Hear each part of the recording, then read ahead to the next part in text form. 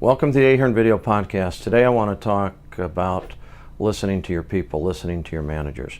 In our operational assessments, in a lot of instances, we find out that the basic problems start at the top.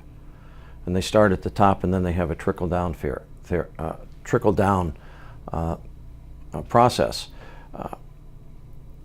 If the person at the top doesn't recognize that he or she doesn't have all the answers to all the problems, and if the person at the top doesn't realize that sometimes constructive criticism is necessary, then you're not going to be able to develop your business to its maximum potential. In my business, I demand accountability. In my business, I set up specific goals and objectives. In my business, I reward my people based on achieving those goals and objectives. In my business, if they don't achieve their goals and objectives, we sit down and discuss why.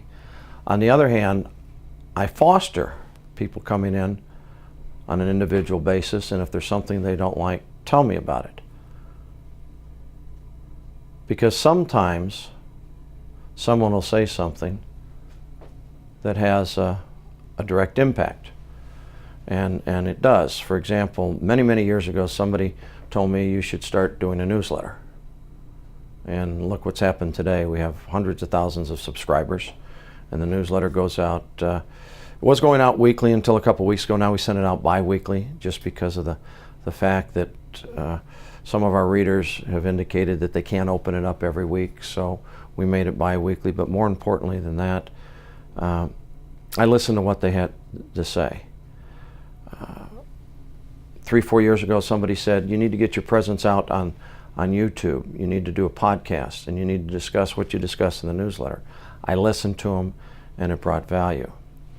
As I learned how the internet worked, the internet can be a powerful tool. It can also be not so powerful tool.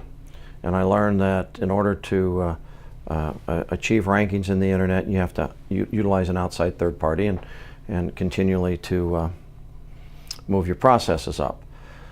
I also recognized, one of my friends said you should be changing your website every 18 to 24 months. I don't think we've done ours for 3 or 4 years.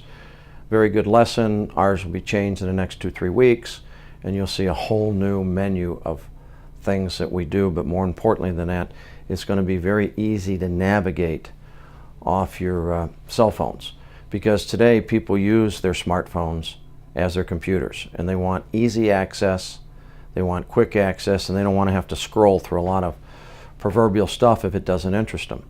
So the point I'm making is that each time that you listen to people, they can add value.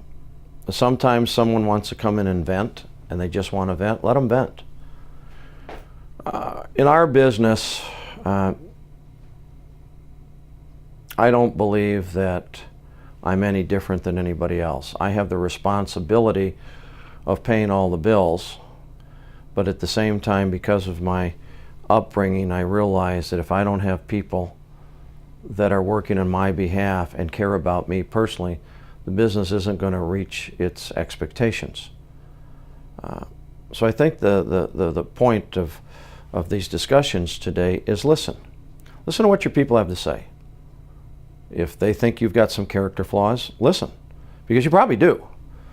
I mean, I can tell you that up until about 2007, I was so on top of everything that I couldn't breathe. And that's when I made the conscious decision that I'm not going to run the office anymore every day. That's when I made the conscious decision I'm going to have 2 people that handle the day-to-day operations, and that's when I made the conscious decision. And what brought me to that decision is several of my key employees said, look, this is what you're really good at. This is what you're really bad at. And you're not really good at doing this, but you are really good at doing this. And you keep telling us you need to maximize a person's potential, but you're not maximizing your potential. And by listening to them, because I trusted them and I felt comfortable with them, and I did, and of course our business has continued to grow each year because we do things differently. So the point I'm trying to make is that listen to your key people, let them give you some input, set up goals and objectives and bonus plans if they achieve those goals and objectives. Continue to change your business model. Continue to realize that the world doesn't circle around you. If you start believing that you're better than everybody else, that's the beginning and the end of you as an individual. That's the beginning of you at the end as your company. There is nobody that is better than anybody else. There are some people that have reached a different economic level. There are some people that have done a very good job under very difficult circumstances, but there is nobody that's better than the next person. They may have better value systems, they may work harder, but at the end of the day, you have a purpose when you're put on this planet, and you have a bank of time, and it's your job to take that bank of time and utilize it to the best of your ability. And since most of us work many hours every day, your second family is your employees. So treat your employees as family, let them know that you care, be there when they need you, but also listen to them. Until next time, thank you for attending the podcast.